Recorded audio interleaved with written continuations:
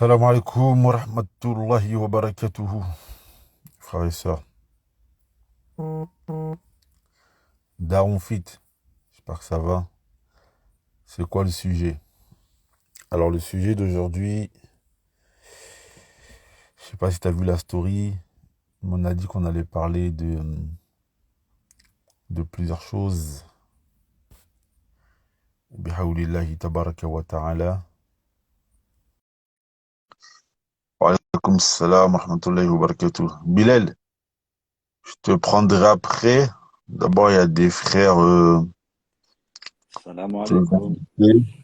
Wa alaykoum salam wa rahmatullahi wa barakatuh. La punchline tranquille. De quoi? Ça va quoi, frérot? On est là, on est là. Bilal, je te prendrai après. Bismillah, tabaraka wa ta'ala, Inch'Allah. Les frères toujours retardataires. Aujourd'hui, c'est moi qui étais à l'heure. Ouais, tous les 12, hein. Bah, là, moi, depuis tout à l'heure, je suis prêt. C'est parce que vous, comme Ah, j'ai vu que Daron vous étiez en Fit. retard, j'ai. Fais monter le Daron Fit. Daron Fit. Vas-y, Daron Vas-y. Fit. Mais Daron Fit, vite fait, hein. Je rigole, Daron Fit. Tu as insinué qu'il parle trop? Nah, il est dans son camion, là. Ouais, le Sakoum. Comment tu sais que je suis dans mon camion? Alaykoum salam wa rahmatullahi wa barakatuh. On le C'est ta, sait, frère. c'est ta deuxième femme. Euh, Daron Fit, Ah, ça va Abou quoi? Mouaz! Ouais, mon frérot. Mashallah! J'aime bien Ça ces va? lunettes. Wallah, ça fait trop stylé. Wallah, purée. Mashallah, tabarakallah, la hawla wa la quwwata illa Bah, billah, Allahumma cloché. barik. Je Je dis t'ai... toutes les du'as comme ça, si tout à l'heure elle se casse, c'est pas moi. T'inquiète C'est pas. c'est toi qui Si tu conduis, là? viens, je t'en offre une. Vas-y, ouais, si je viens, ouais. Bon, bref. Inch'Allah. Inch'Allah. C'est toi qui conduis? Ouais, je conduis, là, je suis face à la route, ouais. Arrête. Et tu mets la vidéo. T'as été courageux, toi. T'as dit quoi? J'ai dit, et tu mets la vidéo. Bah ouais, pourquoi? Tu crois que c'est un exploit ou quoi de conduire et en même temps Non, c'est dangereux, surtout. Mais non, mais arrête toi aussi. Vas-y, dis-nous Bon. un peu le sujet, c'est quoi? Bismillah, Alaikum alhamdulillah. salam wa Alaykoum rahmatullah. salam wa rahmatullah. Wa alaykum salam wa rahmatullahi wa barakatuhu. Bismillahi walhamdulillah wa sallallahu wa sallim ala sayyidina Muhammad wa ala alihi wa sahbihi wa man walahu wa ba'd. Alors, aujourd'hui, donc je crois il y avait quatre sujets. Le premier sujet, comme j'avais dit les fois dernières, il y a un frère aussi qui m'a envoyé un rappel sur ça, mais il avait pas vu les stories que j'avais propagées, qu'on allait essayer maintenant dans les lives de, de, de souvent aborder des sujets de fondement de la religion.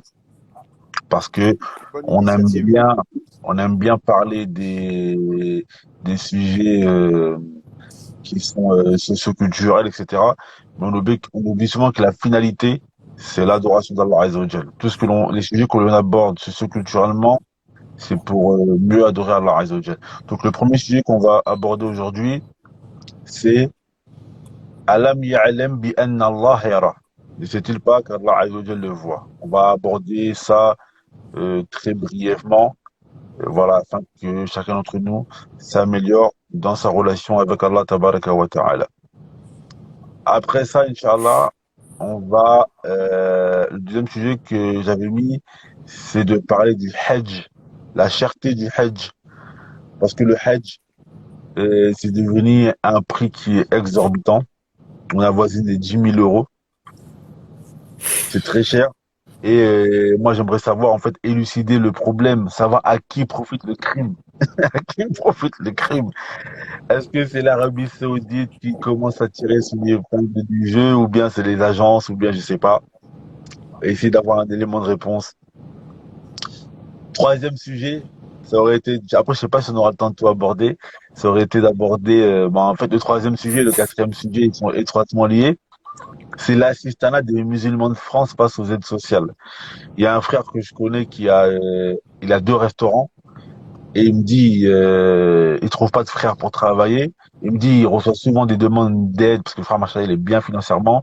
Il reçoit souvent des demandes d'aide pour payer ses dettes, etc. de la part de frères. Mais il dit que il propose du travail, il a des postes libres, mais les postes ils restent vacants. Donc il dit quand c'est pour voilà quand c'est en fait malheureusement gratter les aides sociales etc. Tout le monde est là, mais pour travailler personne n'est là et après pour demander les aides sociales, pour demander aussi les sadaqat etc. Tout le monde est là. Donc ça c'est aussi voilà je voulais parler de ce sujet. Et le dernier sujet c'est est-ce que les aides sociales malheureusement elles elles favorisent les divorces dans la communauté. Parce que la semaine dernière, je crois, lorsqu'on a fait le live, où on parlait de la sœur qui est venue, où le conseil aux frères, lorsqu'on voulait conseiller les frères, les géniteurs, je sais pas pourquoi ce sujet-là, il est venu. Et il y a des sœurs qui disaient que, ouais, c'est n'importe quoi de dire que les aides sociales, ça favorise les divorces, etc. Et donc, moi, j'aurais bien voulu qu'on parle de ce sujet. Frère, je crois que ça favorise un tout petit peu. Hein. Moi, il y a un frère. Vas-y, on en parlera. Vas-y, on en parlera. Il y a un frère algérien, Vas-y, il m'a va. demandé comment ça se passait les divorces en Algérie.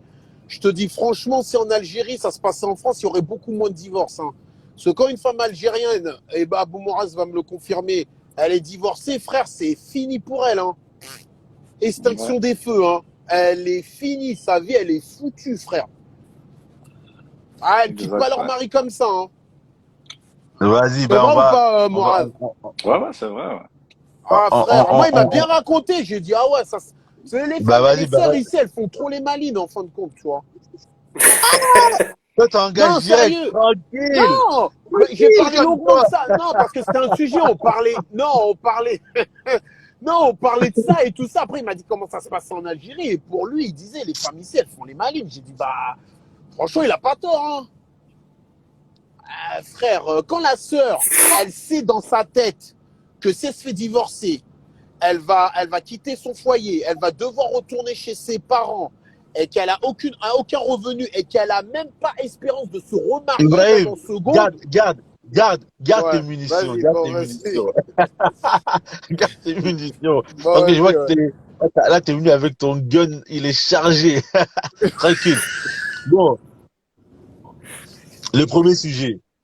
Euh, premier sujet qui est très Monte ta important. tête, Mohamed. Oh, Mais moi, je suis dans ma voiture là. Même si je monte ma tête, Bah, moi, je vous suis allez dans pas mon comprendre. camion. Hein. Qu'est-ce que tu me racontes? ah, il y a de la Ma lumière, Citroën- vas-y. Dans ma Citroën du Bled. La Citroën fière. Picasso? Ah, Non, voilà, c'est Citroën mieux. C5. Frérot, un noir dans le noir.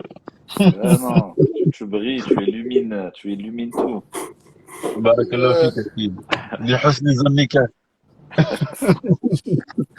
Donc, j'étais en train de dire, Allah Azza wa Jal, dans son livre saint, dans plusieurs versets du Coran, Allah Azza wa Jal nous a mentionné le fait بأنه basir, qu'Allah Azza wa Jal, il voit.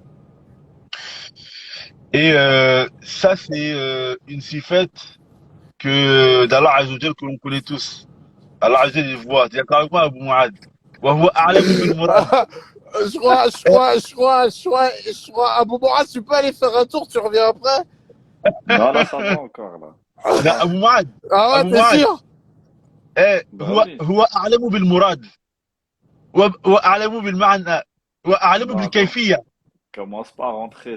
Ça, c'est muhkam, c'est pas mutashabih. Non mais hein.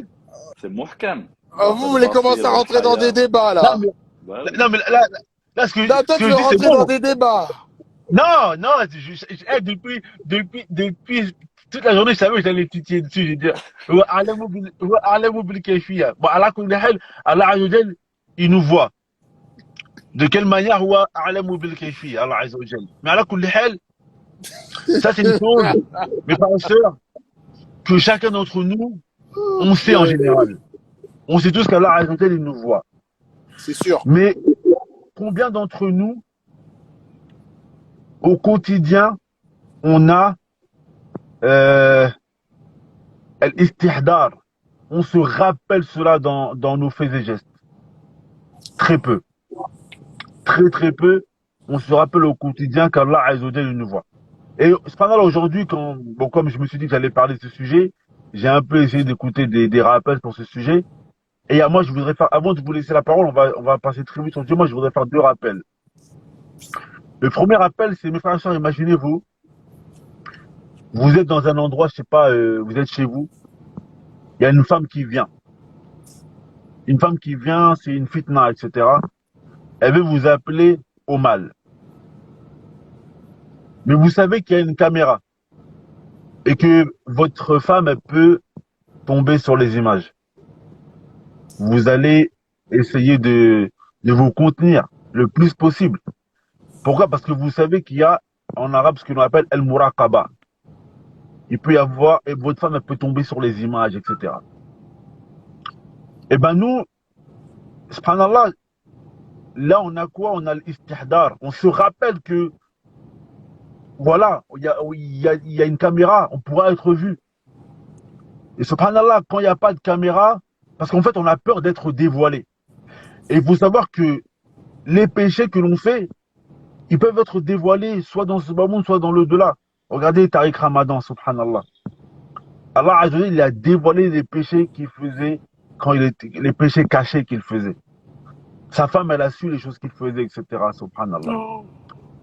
Donc nous, les musulmans, on doit avoir l'istihdar. Ça veut dire toujours se remémorer lorsque l'on fait des choses qu'Allah Azza wa Jalla, il nous voit.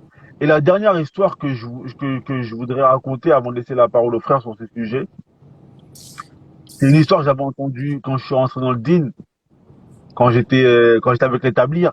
Et vous savez, les tablirs, souvent, on les prend pour des mythos. On dit, ouais, c'est pas vrai, ils racontent que des histoires, etc. Mais cette histoire-là, elle est vraie. Vous l'avez peut-être déjà entendu, c'est l'histoire de El Miski. Un homme qu'on a appelé El Miski. Pourquoi on l'a appelé comme ça? En fait, cet homme-là, c'était un vendeur de tissus. Il vendait du tissu. Il passait dans les maisons, il vendait du tissu. Cette histoire, elle s'est passée dans le Cham, vers la Syrie, etc. Et, subhanallah, un jour, il y a une femme qui l'appelle. Elle lui dit, viens, je vais t'acheter du tissu, etc. Donc, El Miski, il va pour acheter, pour lui vendre du tissu. Elle Ah le fait ouais, je rentrer la chez connais lui. l'histoire. Mashallah. Ah, bah, attends, je vais venir. Ouais, ouais, Elle vas-y, le fait vas-y, dis-la. rentrer chez lui. Elle le fait rentrer chez lui et tout ça. Et donc, maintenant, lui, erreur, tu vois, il rentre. Ça, c'est l'erreur qu'il n'avait pas fait. Mais quand derrière là, il est parti Il- avec sa Nia. Non, Il va. excuse-moi, parce qu'elle a Hmm. dit qu'il y avait un serpent chez elle. Elle a Ah, dit un d'accord, elle a dit ça. serpent. D'accord. Ouais, elle a dit Il il y a m'a- un serpent chez moi, vas-y, débarrasse-toi-en, s'il te plaît. Ah, d'accord. Moi, j'ai pas entendu cette version-là quand le cher l'a expliqué tout à l'heure. Peut-être qu'il y a Ah plusieurs ouais? versions là. Ouais, moi, tout Bon, à l'heure, bah, quand j'ai Allah, écouté. ouais. Ouais. Et donc, et donc, lui, il est parti pour vendre son tissu, etc. Et donc, au final, qu'est-ce qui s'est passé? C'est que lorsqu'il rentre chez elle, elle lui dit, écoute, moi, je t'ai pas fait venir en vérité pour t'acheter Ouais. du tissu. Moi, je vais m'offrir à toi. Donc, lui, il était gêné, etc. Lui, il commence à dire taklillah, etc. Et quand il lui dit ça, ça a augmenté en elle la fitna. Elle a dit non. Elle a dit, moi, je te veux, etc. Après, il lui a dit quoi? Il a dit, bon, est-ce que tu me laisses, s'il te plaît, aller aux toilettes, etc. Elle a dit, ok. Attends, excuse-moi, une autre parenthèse. Elle avait pas dit, ouais, si tu fais pas ce que je te dis, je Voilà, vais crier que. exactement. Eh, j'ai Ouais, carrément oublié cette parenthèse. Elle ouais. lui a dit, si tu fais pas ce que je te dis, je vais crier à tout le monde que tu m'as violé, etc., etc. Voilà. Et tu vas être dévoilé devant tout le monde. Donc là, il a commencé à avoir peur, etc. Qu'est-ce que je peux faire? Il lui a dit, bon, écoute, laisse-moi 2 secondes, je vais rentrer aux toilettes. Donc maintenant, elle le laisse rentrer aux toilettes. Il rentre dans les toilettes, etc. Il réfléchit. Il était là, il demande à Allah Azza wa Jal, qu'est-ce qu'il peut faire dans cette situation? C'est une situation qui est complexe.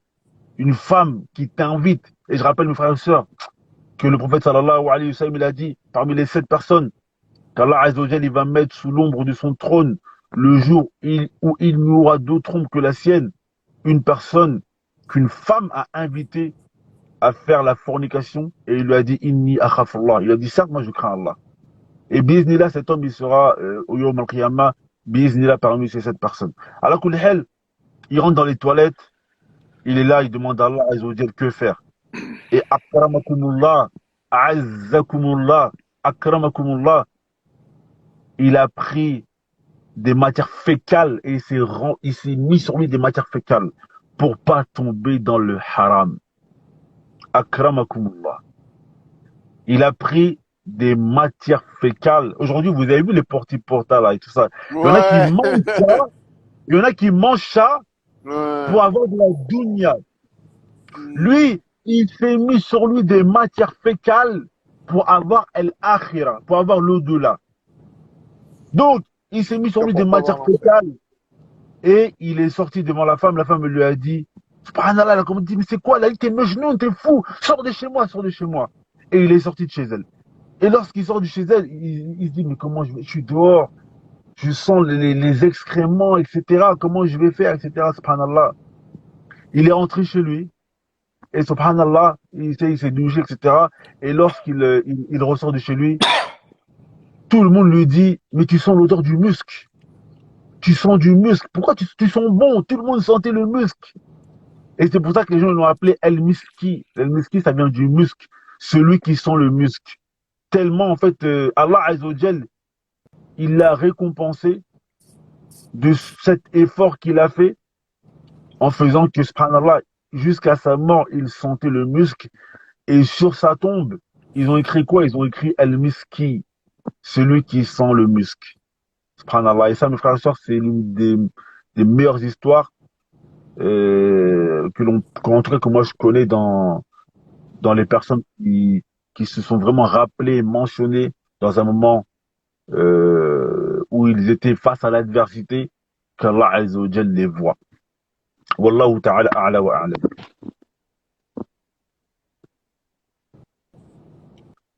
J'avais coupé ou c'était... Non, c'est bon, hein. Ah, ok. Bismillah, Abu Mu'ad, t'as quelque chose à dire par rapport à ce sujet? J'ai rien à dire de spécial, frère. Qu'Allah nous guide. Ah, C'est ya toute Rabbi. éducation religieuse qu'il faut revoir. Qu'Allah nous guide, c'est tout ce que je peux te dire. Amin, amin, amin, amin. Notre frérot Zied.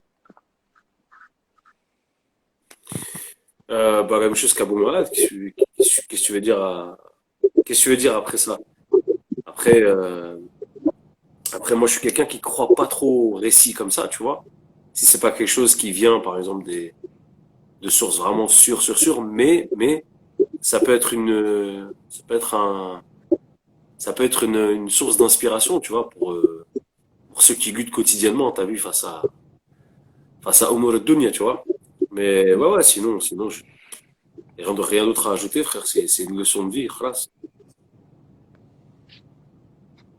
Ibrahim Daoufit. Ouais, moi, j'ai rien. J'ai juste un hadith à rappeler. Adore Allah comme si tu le voyais, car si tu ne le vois pas, lui, il te voit. Non, subhanallah, Donc, subhanallah. Mes frères et sœurs. voilà, c'est sûr. Hein? Non, ça fait partie de Al-Ihsan. Al-Ihsan, Voilà. le plus haut degré de foi, c'est que Ouais, la c'est que bienséance, c'est que tu adores Allah comme si tu le voyais. voyais, car si tu ne le vois pas, lui te Lui, voit. il te voit. Ouais. Machallah. Jazakumullah khairan, les frères et sœurs. Donc, voilà, pour ça, donc c'est vraiment important à chaque fois d'essayer de prendre quelques minutes pour se rappeler des sujets fondamentaux. Voilà, on en a besoin au quotidien. Après, Voilà. j'ai envie de rajouter une chose aussi, c'est que, comment t'expliquer? Le problème, c'est qu'on est on est dans une, pour pouvoir concrétiser, après c'est selon moi, après peut-être je vais dire n'importe quoi, pour pouvoir concrétiser cette chose, l'istihdar, comme tu as dit, pour pouvoir la concrétiser, il faut être dans dans une ambiance, dans une atmosphère dans lequel où cet istihdar peut bien, comment dirais-je, germer. C'est-à-dire que nous, on est dans une épreuve, parce que moi, je considère ça comme une épreuve. On est dans une épreuve qui est le confort. Tu vois, on est en France, on a tout à notre disposition. Tu sais, j'ai écouté le cours d'un frère, il disait un truc pertinent. Il disait que Souleymane, alayhi salam, il avait tout à sa disposition. Tu vois? Et il avait tout de suite. Tu vois? Il avait un royaume que personne n'aura après lui. Il avait les djinns à sa disposition. Il avait le vent. Il allait quelque part, il y était en un clin d'œil. Tu vois, il a demandé à quelqu'un qui avait la science de ramener le trône de Belkis en un clin d'œil. Bref, il avait tout de suite. Et cette chose qu'il avait, cette particularité qu'il avait, était une épreuve. Parce qu'il l'a dit lui-même. Il a dit, c'est une épreuve de mon Seigneur pour savoir si je suis ingrat ou si je suis reconnaissant. D'accord? Et le truc qu'on pourrait faire, c'est un parallèle avec notre situation à nous. Parce que la personne qui est éprouvée dans le mal, il sait qu'il est dans le mal. Et il sait que Allah le voit et il va essayer comment dirais-je, de traverser les épreuves. Et il va demander protection auprès d'Allah. Et il va faire isti'ana, il va demander à Allah qu'il le sauve et qu'il le tire de son épreuve. Quand l'épreuve, elle est dure, t'as cette, comment dirais-je, t'as ce istirdar, comme tu dis. L'istirdar, il est plus présent. Parce que tu es dans l'épreuve et tu veux que Allah il t'aide, tu vois. Mais quand tu es éprouvé dans les anses, c'est beaucoup plus difficile. Selon moi. Hein. Et lui, le frère, il avait fait un parallèle entre Souleymane et nous. Nous, on est éprouvé, mais on ne le voit même pas qu'on est éprouvé, en fait. Nous, on est éprouvé par l'abondance de nourriture, la facilité, avoir tout pratiquement tout de suite. On veut manger chinois, on n'a pas besoin d'aller en Chine. On veut manger mexicain, on n'a pas besoin d'aller au Mexique. On veut des colis de je ne sais pas quel pays, il vient en 48 heures. Tu vois ce que je veux dire? Mais tout ça, c'est des épreuves parce qu'Allah, il va nous demander, Allah, il va voir si on a été reconnaissant sur tous ces bienfaits-là. Tu vois ce que je veux dire? Et le fait même de vivre dans un F3 ou dans un F4, ouais, je vis dans un F4. Ah, t'as de l'eau chaude, t'as un frigo, t'as une machine à laver. Va voir dans les pays en Afrique s'ils ont tout ça, tu vois. Wallah, t'es riche. T'es pas pauvre. T'es riche. Et donc, bon, pour revenir à notre thème, c'est cette épreuve dans laquelle on est, selon moi, va faire que la vision d'Allah permanente sur nous, bah, je crois qu'on va comment dire, on va moins ressentir l'istirda, voilà, selon moi, après Allah alam. Donc on est dans des épreuves.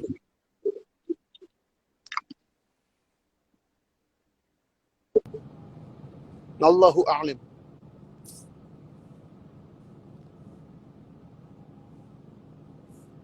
Allô? C'est lui qui bug, hein. Allô? Ouais, toi, t'es chez Arabelle. Hein? Ça avait coupé, là. Ah, mais il est sur la route aussi. Ouais. Pourquoi vous m'avez pas entendu? Bah, Si, ça a coupé. Si on t'a entendu juste la fin, ça a coupé un peu, mais.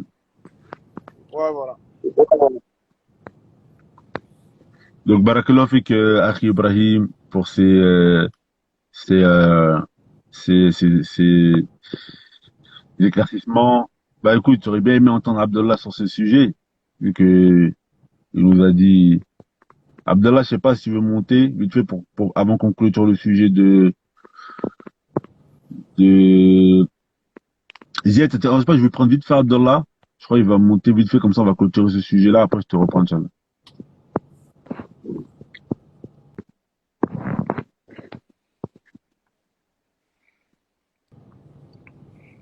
Abdallah vient clôturer le sujet.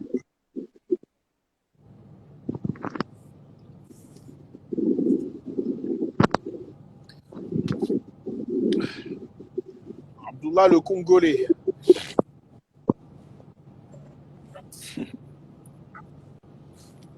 Salam. Wa alaykoum salam, on m'entend?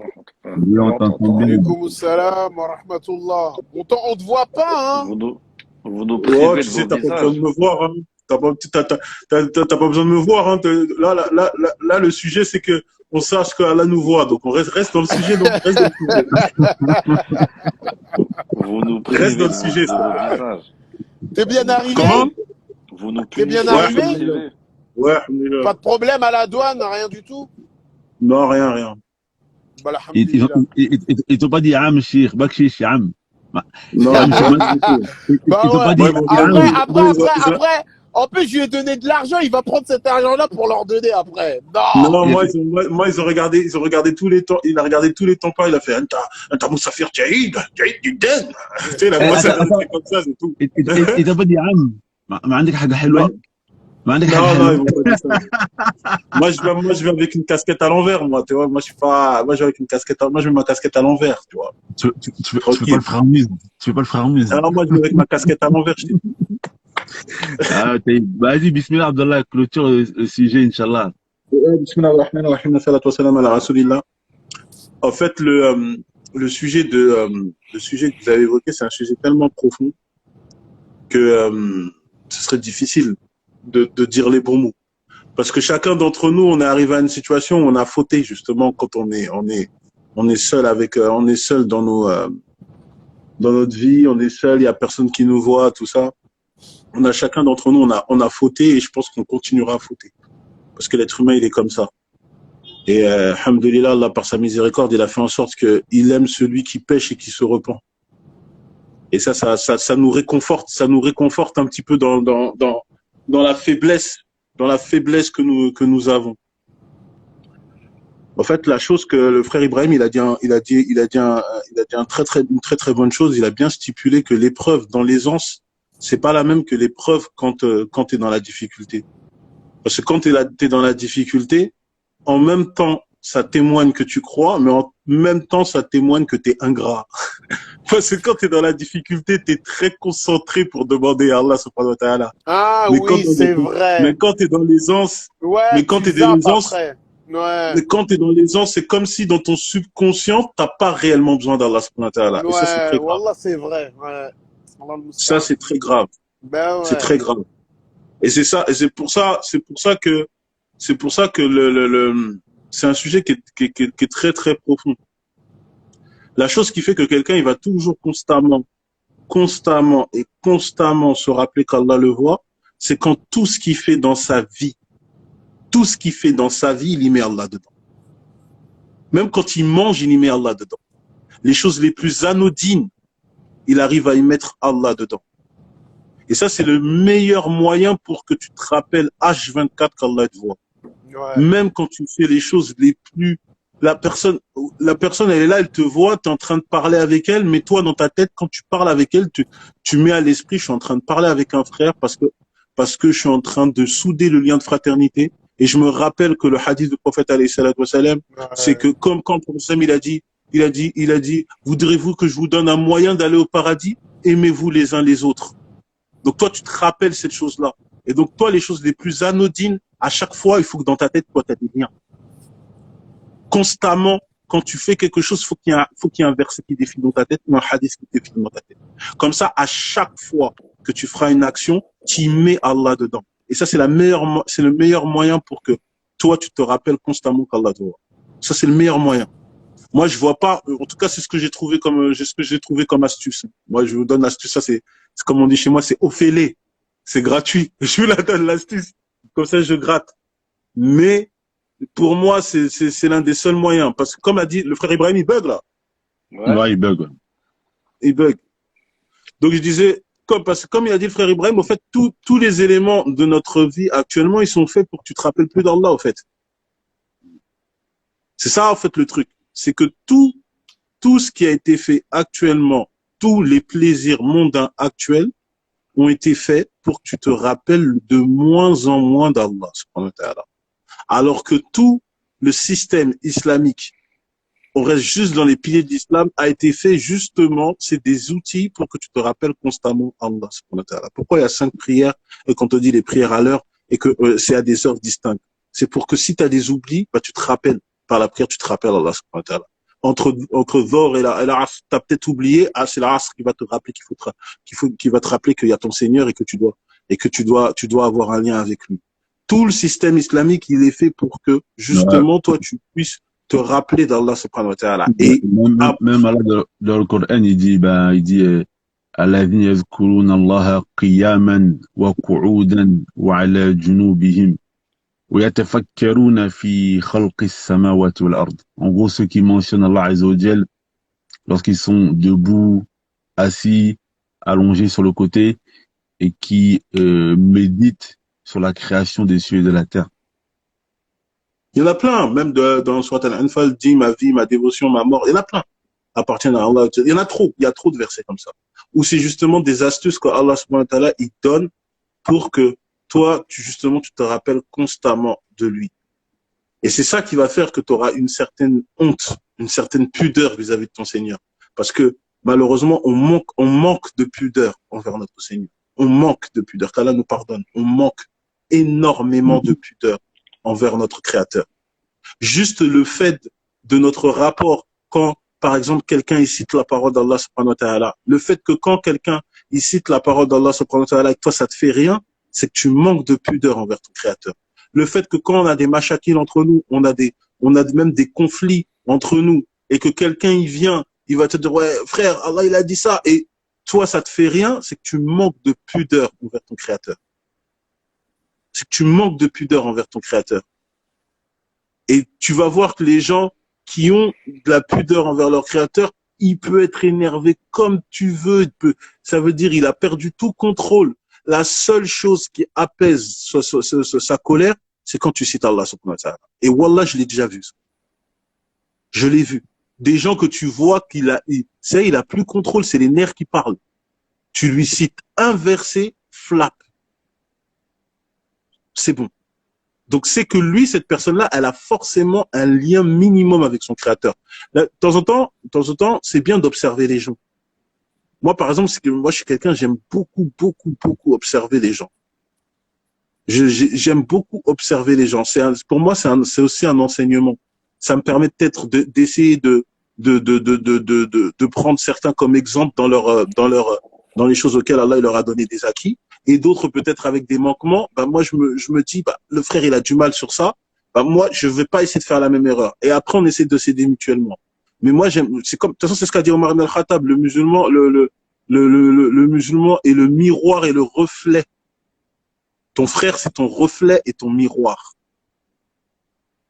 Et donc c'est sur ça, moi c'est la solution que je veux dire. Pour que tu puisses être à un stade où tu sais, que tu te rappelles constamment qu'Allah te voit, c'est que toi obligatoirement, dans ta vie, tu dois faire l'effort de chaque chose que tu fais dans ta vie, t'essaies d'y mettre de la spiritualité dedans, et t'essaies d'y trouver un goût islamique dans la chose. Sinon, ça va être très, très compliqué. Voilà. Barakallahu fik, akhi. Et pour terminer sur ce que tu viens de dire, subhanallah, lorsque tu mentionnais le fait qu'une personne, on est beaucoup aujourd'hui malheureusement dans ce cas de figure, lorsque nous mentionnons les versets d'Allah Azza wa Jal, malheureusement, ça ne nous touche pas. Malheureusement, beaucoup, nous sommes dans ce cas de figure-là. Et il y a une histoire avec le prophète sallallahu alayhi wa sallam. Il avait épousé une femme, salawatullah wa salamuhu alayhi. Et cette femme, elle a dit au prophète sallallahu alayhi wa sallam, a'udhu billah mink. Elle a dit, je demande la protection à Allah Azza wa Jal contre toi. Et le prophète sallallahu alayhi wa sallam, il a eu peur quand cette femme elle dit ça parce que il lui a dit Usti bil azim, il a dit t'as demandé à Allah la protection contre de moi contre le azim. Après il a dit retourne chez ta famille, tu vois. Et c'était pour montrer à quel point le prophète sallallahu alayhi wa sallam il a été touché justement lorsque cette femme elle a dit cela. Et et nous je pense qu'on doit essayer aussi d'être dans le suivi du prophète sallallahu alayhi wa sallam. Lorsqu'une personne elle vient nous mentionner la parole d'Allah Azza wa Jal, c'est vraiment important d'essayer de se rappeler. Naam. Donc voilà, Jazakumullah khairan Abou Maad, le frère Zied. Rien à rajouter sur ça? Moi, je rajoute que si vous mettez pas vos têtes, j'enlève la mienne. Moi, je suis Ça dans ma ressemble à voiture. rien. Ça ressemble à rien, frère, c'est avec des écrans noirs, là. Ziyad, mets ta tête, toi, t'es chez toi, toi. Ouais, On va plaisir. Peut-être, ouais. Ouais, ouais, on te voit, t'inquiète pas. Donc, on va passer au deuxième sujet de la soirée, Inch'Allah, qui était euh, les prix du Hajj. Comment c'est devenu cher. Mais, je vais donner la parole à Zied, parce que Zied, je sais il doit Il est avoir des choses chaud. à dire par rapport à ça. ouais, C'est lui qui bah, bug, c'est Abdallah ou Ziad? Non, je pense vous que c'est m'entendez Ziad là? qui bug. Parce que Vous Bon, là, m'entendez? t'entends, ouais. Ouais, t'entends, ouais. ça tourne pas chez vous? C'est bon là, ça tourne plus? C'est bon? Non, Ok. moi, non, c'est bon. Ok. Ah bah, Ouais, bah par rapport à... Bah, il y a une annonce qui a été faite, c'est que les Saoudiens, ils sont en train de verrouiller, de mettre la clé sous la porte vis-à-vis du Hajj, tu vois. Donc ouais, ouais, ça. Après, les informations qu'on a d'Arabie Saoudite, il y a des informations, c'est des bruits de couloir, etc. et tout. Ça va pas tarder à se confirmer, je pense, Allahu A'lam. Mais moi, je me dis quoi? Je me dis d'un côté, on rentre dans le cadre d'un hadith. Tout à l'heure, on me l'a cité, d'un hadith qui est un des signes de la fin des temps, qui fait que à un moment donné, les gens ne pourront plus aller faire le Hajj, tu vois. Ça, c'est un Ah ouais? hadith, c'est un hadith qui est dans le Bukhari, mon frère, tu vois. Ah ouais, c'est pas mal. Ouais. Et j'essaierai de le trouver tout à l'heure. Là, je finis mon argumentaire. Après, j'essaierai de le trouver, Inch'Allah.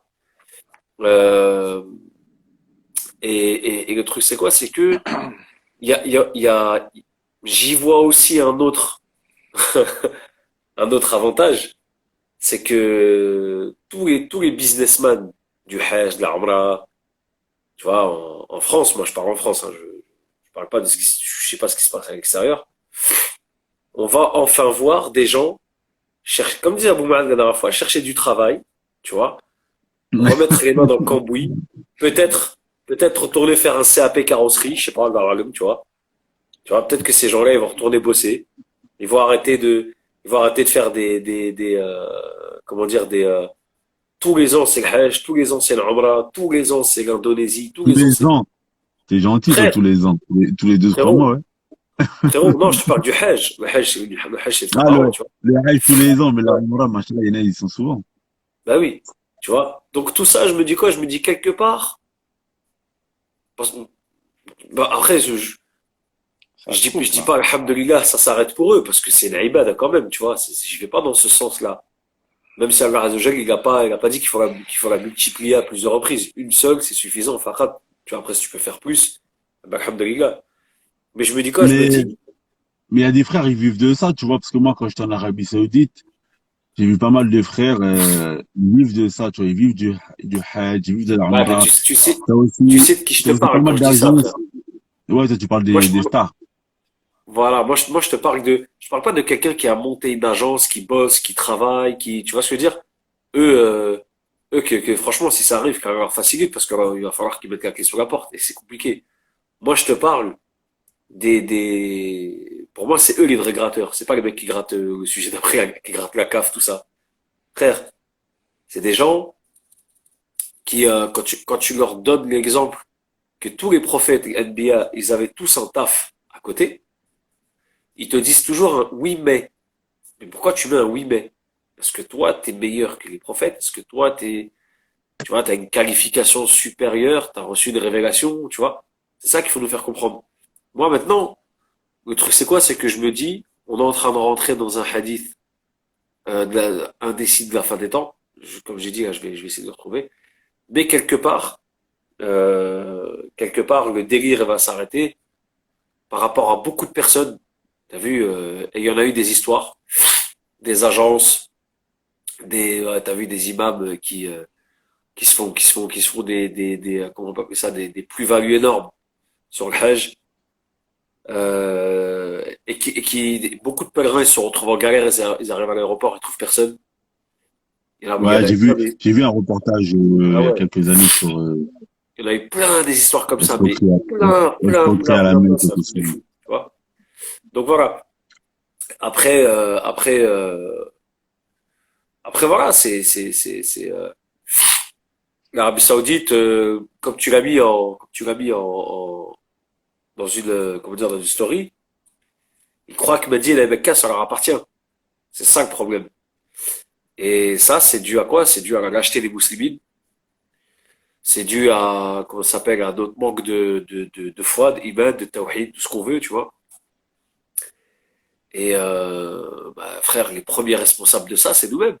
Tu vois, tu peux Ouais, pas. parce Moi, je qu'en suis pas fait, quelqu'un. moi, en tout cas, moi, ce que je reprocherais, en fait, c'est que ce que je vois, c'est que l'Arabie Saoudite, ils prennent en otage un peu les musulmans, hein, avec, Ouais, en fait, ils prennent des décisions sur la Mecque et Médine. On dirait que c'est des lieux de culte national, alors que c'est des lieux de culte qui sont pour les musulmans. Donc euh, normalement, il devrait les changements de la Mecque et de Médine, bien sûr, ça doit être les savants, mais en vérité, ça devrait être les savants de tous les pays qui devraient être consultés pour savoir les changements qui sont faits, etc. Mais en vérité, les musulmans, on sait rien du tout des changements qui sont faits à la Mecque et à Médine. Nous, on a juste à subir. Là, le but, c'est la comment on dit ça? Saoudisation, je crois. saoudinisation. Saoudinisation, voilà. En fait, c'est de faire profiter les Saoudiens, même ceux qui sont impies, même ceux qui seraient impies parmi eux. Et en fait, malheureusement, le but, wallahu alam, ce serait aussi de, de la saoudisation pour renflouer leurs caisses dans le but de d'investir dans les projets qu'ils ont envie de faire là-bas. Donc, en fait, en grosso modo, l'argent, il profite pas à la Oumma en général, mais il va profiter à une partie.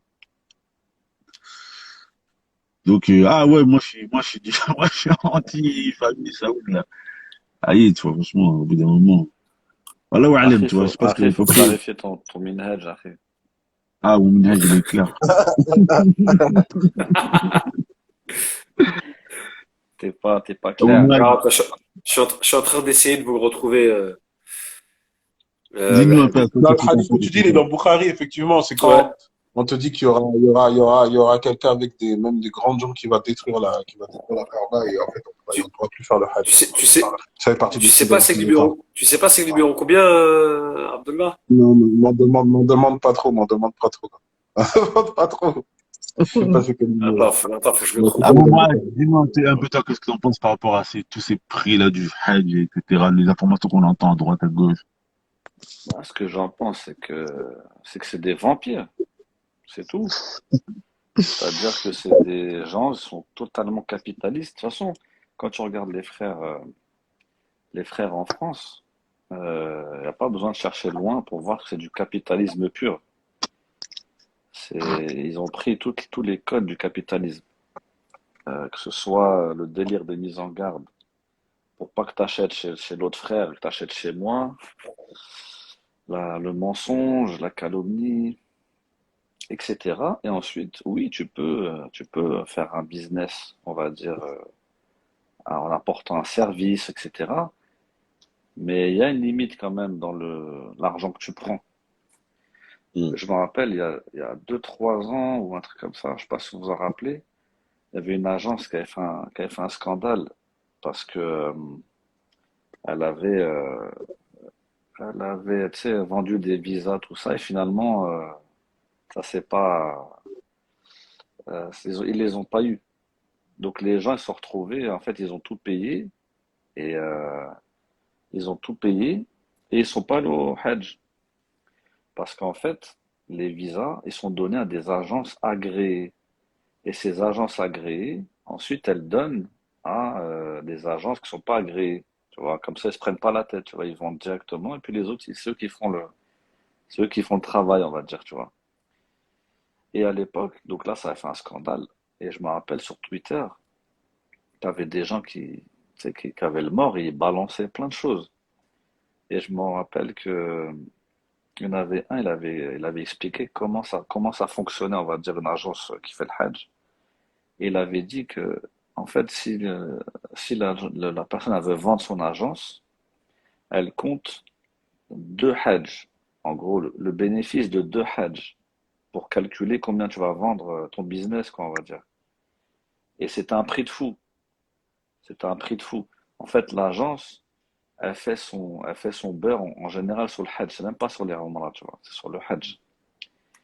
Et quand tu vois, par exemple, souvent, tu sais, les frères qui sont envoyés pour encadrer, etc., bah, eux, ils payent rien. On leur paye, tu vois. Et limite, des fois, on les paye pour y aller. Tu vois, par Mm. exemple, tel prêcheur ou tel prêcheur, il paiera pas son Hajj. Lui, il y va Ah, bien sûr. gratuit. Et en plus, des fois, on le paye. Mm. Donc, tu te dis, quand même, t'as vu, s'il s'agit de 8 000 euros, vous lâchez comme ça gratuitement 8 000 euros, etc. Plus, si tu fais juste le rabatteur, je me rappelle, il y a quelques années, tu pouvais toucher 200, à peu près 200 ou 250 euros par personne que tu ramènes. Donc, ça te fait poser des questions sur les prix, tu vois, parce qu'il y a aussi le problème de quoi? Le problème de l'exclusivité. Donc, Mm. s'il y a que toi sur le marché, c'est toi tu mets les prix que tu veux, on va dire, et voilà, tu vois. Et les prix, quand même, ils sont abusés. Ils sont abusés, tu vois. 8000 Mm. 8000 euros le Hajj. Il y en T'as a, c'est vu? même 10 000 euros, hein. Ouais, ouais, bien sûr, mais t'as de leur dire, mais quand tu fais, par exemple, la Umrah, maintenant, la Umrah, ils ont sorti les visas où tu peux les faire tout seul. Mm. Quand tu vois ce que ça te coûte quand tu es tout seul et quand tu passes par une agence, c'est presque moitié prix. Mm. D'accord? Alors pourquoi ce serait pas pareil pour le Hajj? Mm. Mais là, c'est Tu ce vois? qu'apparemment, c'est ce que le gouvernement saoudien, en vérité, bon, apparemment, ce qu'il dit, c'est que la plupart des agences, elles vont mettre la clé sur la porte, hein, ils vont tout nationaliser. Ouais, c'est ce qu'ils aimeraient. Après, voilà, faut attendre. Mais en tout cas, c'est malsain. En fait, c'est ça le truc. Le problème, c'est que c'est malsain de, que ton business soit sur l'argent des musulmans à ce point. Moi, je trouve ça malsain, personnellement. Surtout pour le Hajj, hein. Ouais, voilà, Surtout c'est pour, trop. T'as vu, c'est tu trop. Bah, vois, en fait, Abdallah, donne-nous ton point de vue, toi, par rapport à tout ça. ouais, moi, j'ai beaucoup de, comment dire.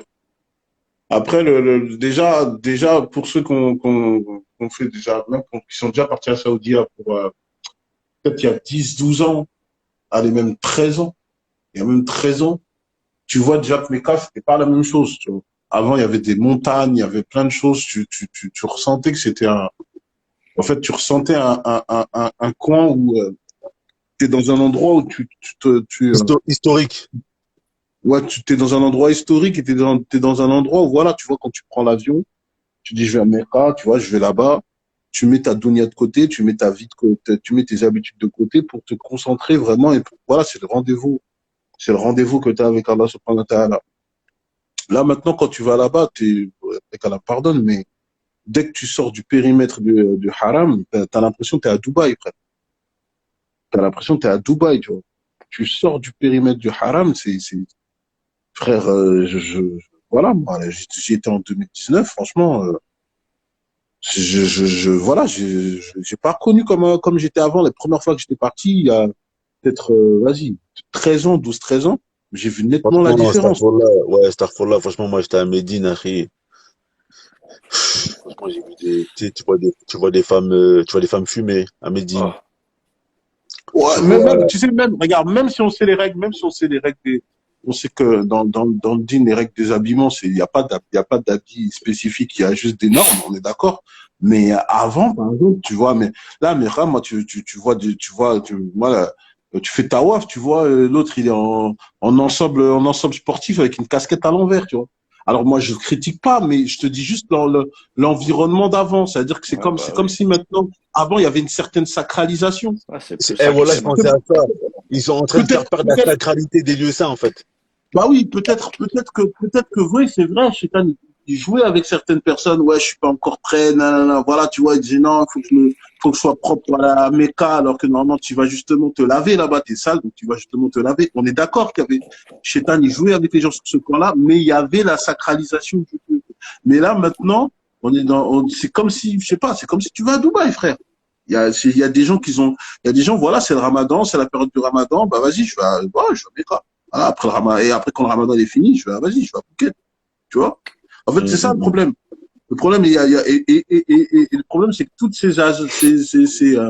voilà, tout ce business qui tourne autour de, Formule Hajj, Formule Umrah, bah, peut-être inconsciemment, bah, c'est eux aussi, ils font partie des investigateurs de cette ambiance de désacralisation. Parce que tu sens que c'est trop un business, au fait. Mm. T'as même pas besoin de connaître ce qui se passe dans les coulisses. C'est que ça se voit que c'est un business même au devant de la scène. C'est ça, en fait, On dirait, qui est ahurissant. C'est surtout, ahurissant. Surtout, on dirait que c'est devenu. moi, je voulais juste dire surtout Vas-y, vas-y. que, ouais, surtout qu'en fait, tu sais, à la base, les prédécesseurs, lorsque tu vois comment ils faisaient le Hajj, en fait, le Hajj, à la base, c'est une adoration qui est physique. Ça veut dire que, toi, tu dors à Mina, le Hajj et la Umrah, toi, tu fais le tawaf, etc. Tu marches, tu viens de loin. C'est une adoration qui est physique.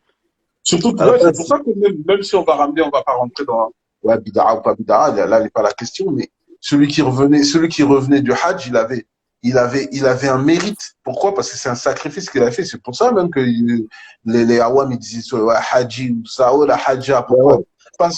Parce que la personne, elle est là.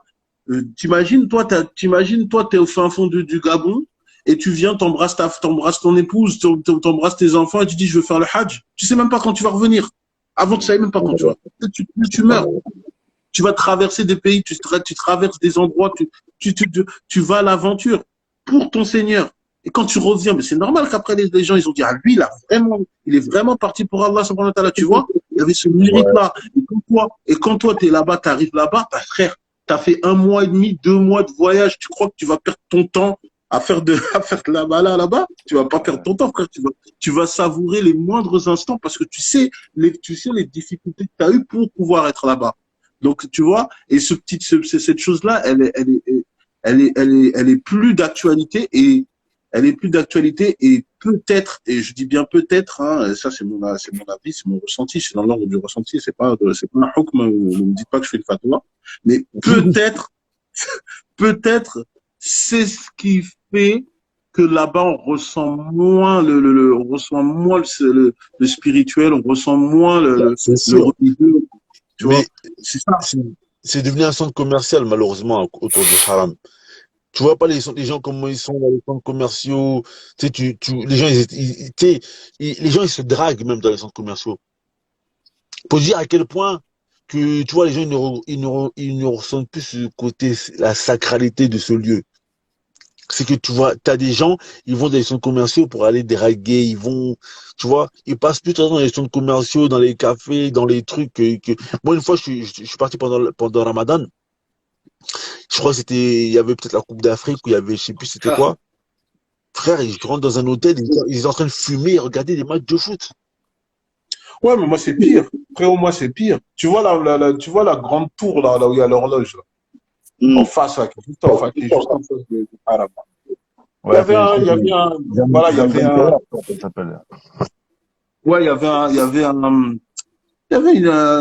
bon, en fait, je suis tombé sur un Nigérian. Je suis tombé sur un frère nigérian. Ah, et lui, il parlait français. Il me disait, oh, je regarde tes vidéos, tout ça. Vas-y, je vais te présenter à mon grand frère, qui apparemment, c'est quelqu'un d'assez reconnu dans son pays. Et je suis parti de rendre visite, tout ça. Je vois, c'est là, en fait, je rentre dans sa chambre, mais c'était un appartement, frère. C'était même pas une chambre, c'était un appartement, frérot. C'était un appartement. Après, il y a l'appel à la prière, il y a l'adhan, tout ça. Et moi, je me prépare, je dis, bah, vas-y, on va au haram. Il dit, ouais, non, t'as pas besoin. Tu descends dans l'immeuble, il y a une salle de prière. Et tu vois, en fait, il y a la vitre et tu vois le haram. Mais, j'ai dit, mais, dans ma tête, je me dis, mais attends, toi. Tu viens, tu prends l'avion, le haram, il est en face de toi, Mais toi, tu restes dans ton immeuble et tu pries dans une salle de prière alors que le haram, il est en face de toi. Mais c'est la folie, ça, frère. Non, mais Ça, c'est la folie, ça. je sais pas, les frères, je pense qu'on va être d'accord sur ça.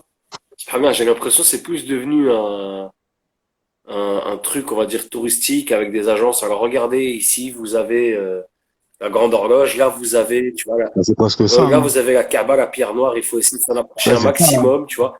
Ouais, c'est devenu touristique, en fait. C'est devenu touristique. Il y a l'essence même, Ouais, c'est vrai, hein, c'est ça, hein. C'est le tu vois. tourisme, hein. C'est, moi, j'ai jamais été. Mais subhanallah, tu sais, je sais pas, moi, j'ai rarement vu des gens qui reviennent de là-bas et franchement, qui sont transformés. Moi, j'en ai jamais vu. À titre personnel, j'en ai jamais vu. Pourquoi, je sais pas. Mais à chaque fois que moi, je voyais des frères, par exemple, partir faire une Umrah ou un Hajj ou quoi, ils reviennent, tu sais, c'est les mêmes personnes. T'as vu, quand ils sortent du Jama', ils restent devant pendant deux piges. Moi, j'en ai vu, mais c'est des gens qui, moi, j'en ai vu, mais c'est des gens qui déjà, ils allaient pas en agence. Hmm. Et moi, la plupart des gens que j'ai vus qui ont une vraie expérience. Moi, j'avais un frère, je connaissais un grand frère à nous là il y avait des petits qui voulaient y aller. Il a dit si vous voulez y aller, vous allez avec moi, mais on va dormir par terre et il y aura pas Ouais, d'hôtel. Et vous allez goûter vraiment ouais, la foi.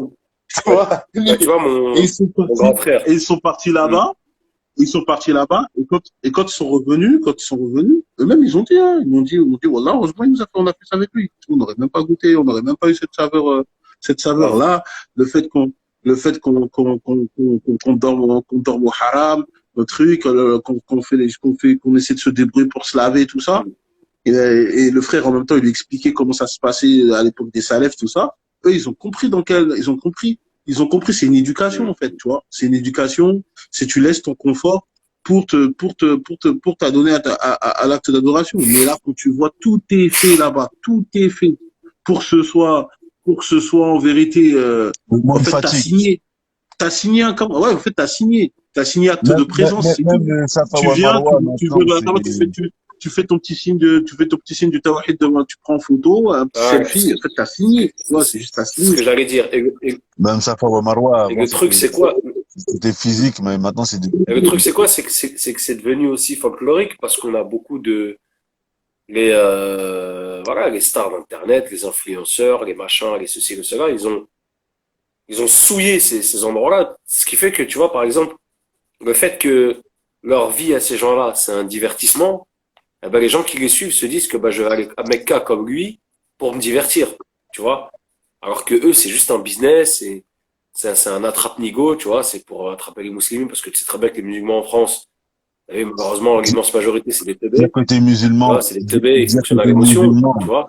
dire que t'es musulman, Mm. Ouais, c'est ça. dire que t'es musulman, c'est stylé. Donc, quand les stars, ils vont là-bas et Mais qui, écoute, mais subhanallah, il y a tu sais, subhanallah. Jacques Attali, excuse-moi, et je finis sur ça, Mohamed Lamine. Il y a Jacques Attali qui avait dit une chose, et ça c'est, t'as vu, quand tu vas, moi, ça m'impressionne la capacité des frères, tu vois, aujourd'hui, ou des frères et sœurs, quand tu leur dis que Jacques Mhm. Attali, il avait dit quoi? Il avait dit, il faut, à l'image de la communauté juive, ce qu'elle a réussi à faire, on va dire, ces 100 dernières années ou 150 dernières années, il faut créer une bourgeoisie musulmane, Mhm. tu vois? Il faut créer une bourgeoisie Ouais, musulmane. j'ai vu les Tu vois vidéos, ce ouais. que je veux dire? Et aujourd'hui, on est en plein dedans, c'est-à-dire Mhm. que on a retiré l'essence des choses, on a gardé on a juste gardé la forme, tu vois. Le fond, il n'y a plus. Tu vois, l'islam aujourd'hui, t'as vu, c'est, enfin, pas dire l'islam, tu vois, parce qu'il faut jamais mélanger les deux. Mais l'état de la communauté musulmane, c'est un joint de culasse aujourd'hui, tu vois, clairement.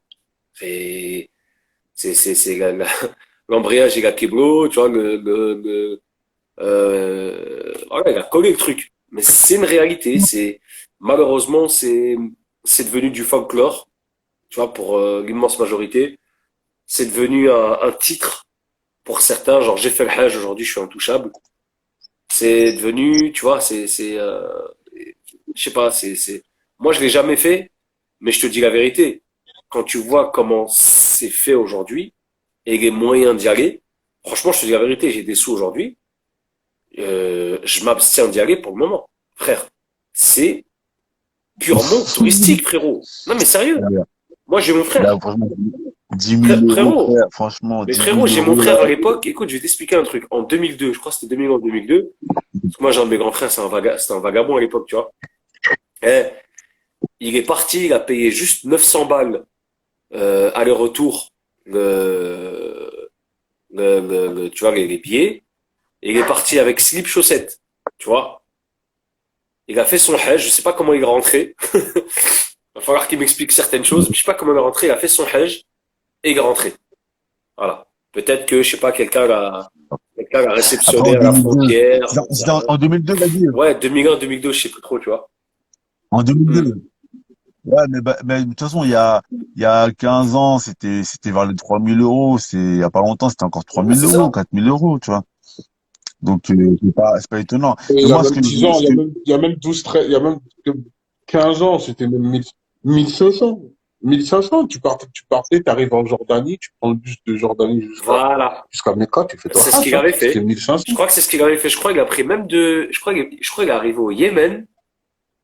Et en fait, voilà, lui, c'est comme tu vois, c'est une pince, tu vois. C'est le mec qui dort à côté de son oseille, tu vois, mon grand frère. C'est-à-dire que le mec, il a payé vraiment le truc, mais le moins cher de ouf, tu vois. Ah, Bouba, t'as vu comment il fait du tarad sur son grand-père, lui? T'as Non, vu, mais il lui, sait, hein, frérot. il est en train de terminer son grand-père alors que le Non, mais il grand-père. sait, il sait. Mais quand j'étais en Arabie, Eh, frère, écoute, Hachim, écoute, subhanallah. excuse-moi, Mohamed Ghani, tu vas rigoler. Mon frère, il est capable de prendre un billet, il va descendre à Moscou, 200 balles, et de Moscou, il prend un car pour aller à Mecca, ça va lui valoir 20 balles. Il est capable de le faire, tu vois. Il y en a, ils ont cette capacité d'avoir des oursins dans les poches, poteau, c'est comme ça, mais quand je suis en face de lui, je le mitraille, frère, tu vois, tu connais. Inch'Allah. Moi, en tout cas, quand j'ai fait Mecca Médine en voiture et je regardais le désert, je me disais, subhanallah, je me disais, nous, aujourd'hui, on fait ça assis dans le confort, climatisation, etc. En 3 4 heures, tu fais Mecca Médine, etc. En train, 2 heures, 100 euros, tout ça. Et je me disais, le prophète sallallahu alayhi wa sallam, il faisait ça à pied avec ses compagnons. Il faisait ça. Une fois, ils sont partis de Médine. Ils sont allés à Mecca. Ils savaient pas s'ils allaient faire la Umrah. Ils voulaient faire la Umrah, mais ils savaient pas. Et les koufars de Quraysh, après, il y avait des combats, il y avait des batailles. Ils savaient pas s'ils allaient arriver en vie là-bas. Parce qu'à l'époque, la route, elle était pas sûre. Et quand une fois, ben justement, quand ils sont arrivés là-bas et qu'ils ont pas pu faire la Umrah, justement, quand il y a eu à Hudaybiyah, le sud de Hudaybiyah, etc. En fait, les compagnons, ils étaient tristes au point où, lorsque le prophète sallallahu alayhi wa sallam, il leur a dit d'immoler les bêtes, ils n'ont pas écouté. Le prophète sallallahu alayhi wa sallam, il a dû lui-même partir, immoler la bête, se couper les jouets. Après, dès qu'ils l'ont vu faire, ils l'ont fait. Les frères, je vais vous Donc, laisser parce que, il y avait Attends, stop, frère, stop. Tu vois ce que tu viens de dire, là. Hmm. Parce que vous voulez, tout à l'heure, vous allez tacler les sœurs, là. Et moi, j'ai dit, j'ai fait la tauba. les frères, J'ai dit que j'ai fait les la frérots, tauba. je vais vous laisser, j'ai Vas-y, mes vas-y. allergies qui m'attrapent là. Là, je suis pas young. Allez, Amine. c'est café. Voilà, Tranquille. là, je renvoie le bâti. En plus, il y a Bigal qui veut monter. Bah, vas-y, frérot, prends ma place. Coach, changement, s'il te plaît. Je suis blessé, Vas-y. là.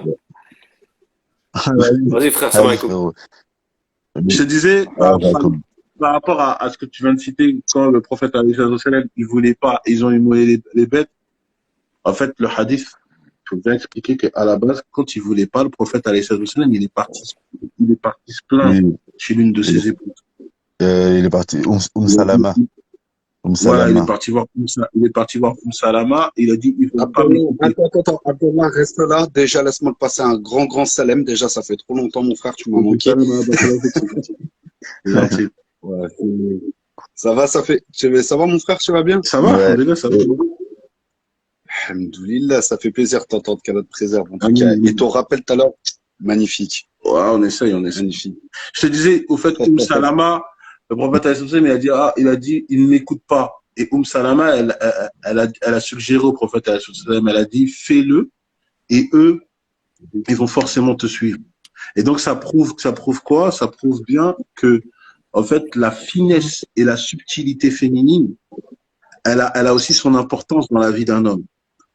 Donc le fait que de temps en temps très souvent on va citer le verset Inna qidakum al-azim dans Surat Yusuf, certes la ruse des femmes est immense. La ruse des femmes, elle peut être employée à bon escient comme à mauvais escient. Et là, par exemple, elle a été faite à bon escient. Donc nous, ce qu'on demande à nos sœurs, c'est d'utiliser votre ruse à bon escient. Ah Et bon, ça, après, ce sera à titre d'exemple comme l'histoire qu'on vient de citer. Voilà. Non, Tu peux non, continuer. non, moi, donc, et même pour compléter ce que d'accord. tu dis, des fois, si on peut être dur avec nos sœurs, c'est pas par méchanceté gratuite. Tu vois ce que je veux dire? Tu sais, c'est vraiment pas par méchanceté gratuite. C'est au contraire, c'est parce que, tu sais, des fois, c'est un petit peu comme les darons. Tu vois ce que je veux dire? Des fois, nos darons, ils vont être super durs avec nous. Tu sais, on va croire à la limite, ils nous hackent et tout. Mais alors qu'en fait, tu sais, c'est parce qu'ils débordent d'amour pour nous, mais que des fois, ils l'expriment mal, en fait. Toi, tu dis Vous daron, là, comprenez où je veux en les venir? féministes, ils vont dire comme ça, tu nous infantilises, hein. C'est ça? Allez, continue. Moi, j'ai fait taouba. Ouais, non, mais là, entre faire Toba et là complètement virer de bord, mon frère, il y a un chemin, tu vois. Non, bref, un peu plus sérieusement, par rapport au sujet, déjà, bah, Mohamed Lamine, mise en garde, tu vois, t'as osé critiquer le royaume saoudien. Attends-toi à la grosse mise en garde demain. Mais après, plus sérieusement, en fait, c'est un problème et la personne se reconnaîtra dans les commentaires, mais il y a un commentaire qui m'a fait vriller le cerveau, en fait. Il y a vraiment un commentaire qui m'a fait vriller le cerveau. C'est en fait, on légitime l'augmentation du prix du Hajj par l'inflation, tu sais, dû à la crise du Covid, etc., etc. Mais à croire, en fait, que maintenant, nos ibadat, elles sont cotées en bourse. Tu vois ce que je veux dire? T'achètes des actions pour le paradis, tu sais. Mais bref. Mais le problème, c'est que, en fait, c'est les gens, ils ont sacralisé l'acte, le mouvement, c'est comme certains, ils vont sacraliser les mouvements de la salat, mais en fait, une salade qui est vide, au final, c'est du yoga, tu vois. Une salade qui est vide de profondeur, vide de spiritualité, etc. Ouais, c'est du yoga, quoi. Tu récites tes mantras, enfin, tes mantras, astaghfirullah, mais voilà, tu fais ta fatiha, tu fais quelques versets ou les sourates, etc. Et après, tu fais des étirements, tu vois. Mais le hajj, c'est un peu pareil. Tu vois, tu vas mettre, mince, comment elle s'appelle la tenue déjà? Ihram, Euh, L'ihram. ihram. voilà, barakallahu fik. Tu vas mettre ton ihram, tu sais, tu vois, mais t'inquiète, avant, tu vois, tu vas mettre ton ihram. Et, oh, j'ai vu de ces, tu sais, parce que moi, un peu comme Ziad, j'ai pas fait le hajj, ni la Umrah. Et je vous avoue que là, l'augmentation des prix, pour l'instant, c'est pas possible. Enfin, en tout cas, pas dans l'absolu. La Umrah, c'est pas cher, hein. Franchement, la Umrah, si tu vas tout seul, moi, je suis allé là, franchement, j'ai Mhm. eu pour 900 euros. C'est pas cher, la Umrah. Si tu vas pas en agence, c'est pas cher. Ouais, mais après, mon frère, justement, j'allais y venir, en fait. Tu vois, c'est en fait, comme tu l'as dit tout à l'heure, les mecs, même ils sont à haram, torse nu dessous, tu sais, comme c'est demandé et tout. Bah, tu sais, tu sens presque, tu vois, ils font exprès d'aller à la salle. Tu sais, tu vois, faire gonfler les pecs, faire Toi gonfler aussi, tu veux rentrer dans les les... nids des toi aussi, Bilal. Non, je roule pas dans les nids. Mais, tu sais, quand tu regardes les photos, quand tu regardes des photos qui tournent de gens qui sont allés à Mecca, tu sais, c'est l'impression que ça renvoie. On va pas se mentir. En fait, regarde, C'est, moi, pour juste, en fait, le problème, c'est que, tu vois, je dirais pas que c'est des gens ou peut-être certaines actions vont être faites à Mecca, ça a été fait pour Mecca, non. C'est qu'en fait, Mecca, tu vas voir la différence surtout. Tu vas voir surtout une différence entre Mecca et Médine. Je pense que Mohamed Lamine il va me confirmer. C'est qu'à Mecca, en fait, comme c'est tout le monde qui va là-bas, et vraiment c'est une concentration de personnes, et ben en fait, tu vas voir toutes les mauvaises habitudes de toute la terre entière. En fait, c'est ça. Tous les mauvais comportements que tu vas voir, que peut-être certains peuples, ils ont dû à leur mode de vie, leur influence de vie, et ben chacun va venir avec ses propres défauts. Et finalement, c'est une concentration de mauvais comportements dans un seul endroit. C'est pour ça que ça peut te choquer. De temps en temps, il y a des choses, ça peut te choquer. Tu vois, tu vas voir, par exemple, quand tu fais tawaf, tu vas voir l'Empire ottoman, quand nos frères turcs, là, ils sont là, ils se tiennent bien fort. Eh frère, tu peux pas casser la chaîne. Ils viennent, ils peuvent même te mettre un coup d'épaule si tu veux, si t'es au mauvais moment et au mauvais endroit, tu vois. Tu vas voir Ah, tu vas les voir. Indiens pakistanais, ils sont pas mal dans le délire aussi, hein. Les Non, Indiens on va pas pakistanais, ils sont généraliser, pas mais mal dans le délire. je te parle dans le fait que tu vois, chacun il a Mm. son, il a son, Chacun, il a chacun, sa chacun vient avec sa caractéristique de tarbia, chaque. Voilà, avec son chacun il a sa étiquette. tarbia, voilà, effectivement, voilà, c'est le mot que je cherchais. Ouais, non, Chacun il a sa tarbia, et le problème c'est que mm. tu vas voir que ça sera un concentré de coutumes et de manières de vivre différentes. Et c'est pour ça que tu vas voir certaines choses que ça peut choquer ou pas choquer, mais de temps en temps, c'est pas fait forcément consciemment. Donc c'est pour ça que même, et c'est pour ça que tu vas voir chez les salafs, quand on parle du hajj, quand on parle de toutes ces choses-là, il y a beaucoup de recommandations sur la patience, de fait de patienter, de pas s'énerver, de pas faire attention à certaines choses parce que c'est inévitable, en fait. C'est inévitable. Tu es dans un endroit où tu vois 10 000 personnes qui ont des manières de vivre différentes, qui sont tous concentrés sur un même endroit. Et ce qui est beau, et ce qui peut-être on n'a pas assez mis en avant, justement, c'est que les préceptes, C'est cette liberté. les Ouais, bien sûr. recommandations Mm. islamiques pour le savoir-vivre justement avec des gens qui n'ont pas forcément les mêmes coutumes de toi, on les met pas assez en application. Et c'est ça qui va montrer l'universalisme de l'islam. Qu'au fait, il y a des règles. On est la seule religion qui a des règles de telle sorte qu'on peut avoir un vivre ensemble, même avec des gens qui n'ont pas les mêmes coutumes que toi. Et on n'a pas assez mis ça en avant. C'est ça qui Non, est non, mais dommage. ça, en fait, regarde, je vais essayer de formuler autrement ce que je vais dire. Bilal, Je vais vraiment essayer de formuler autrement. Bilal, dis ce que tu as à dire. Ouais, Après, je vais couper parce que ici, c'est l'heure de l'Aïcha. On va faire une pause de ok. une vingtaine de minutes et après, on va reprendre, Inch'Allah. Vas-y, y a pas de souci.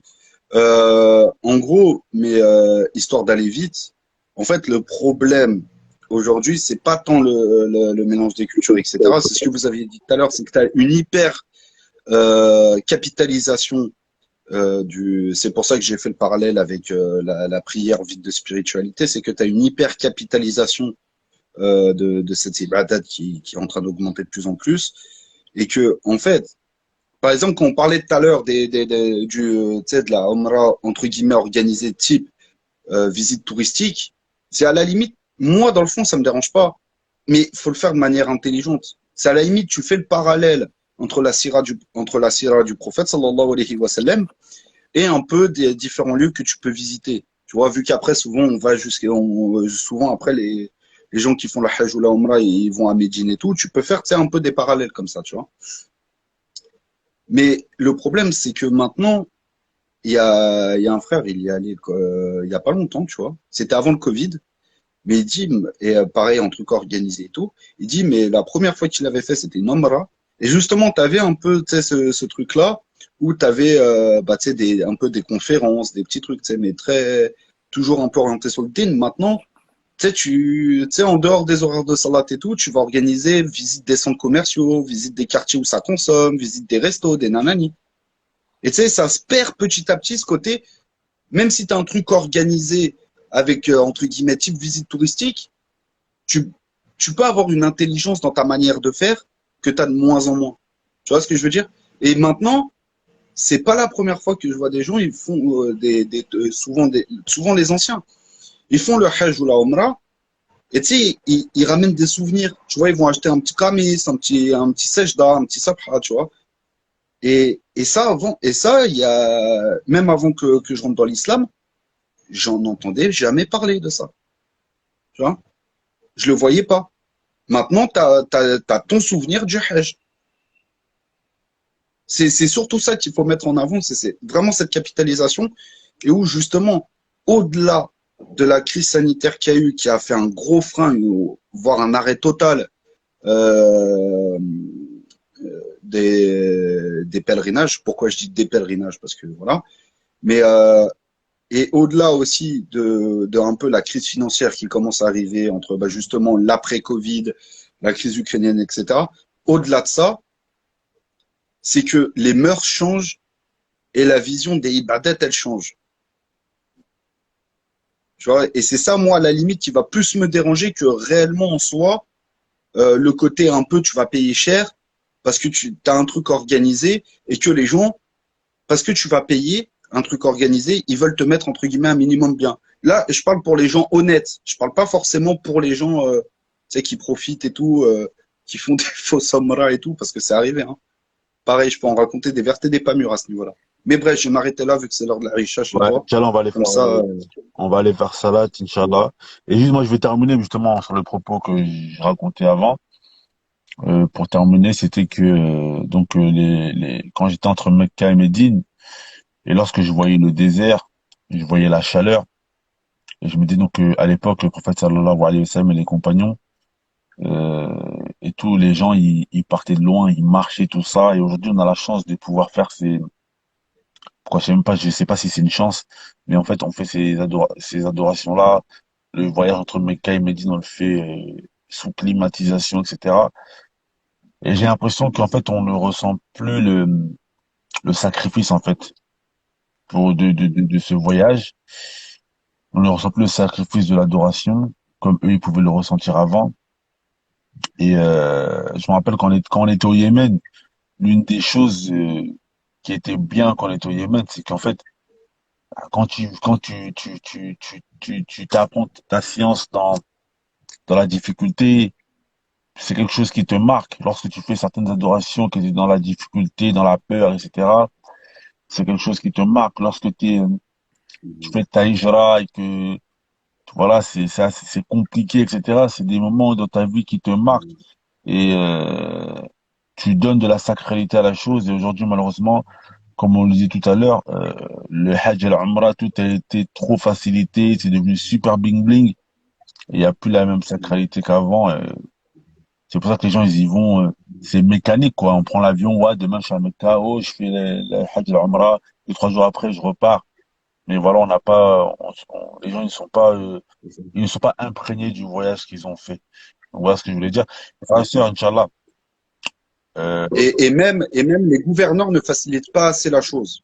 Regarde, je vais prendre bon, un exemple très attends, très rapide. regarde ce que tu Mansa as à Moussa, dire. il a facilité le Hajj à tout son pays. Bref, voilà, c'est juste histoire de faire vite. Ok, regarde ce que tu as à dire. On va rester dans le salat, Inch'Allah. On va prendre une vingtaine de minutes. Vas-y, Pardon, les femmes. salam alaikum.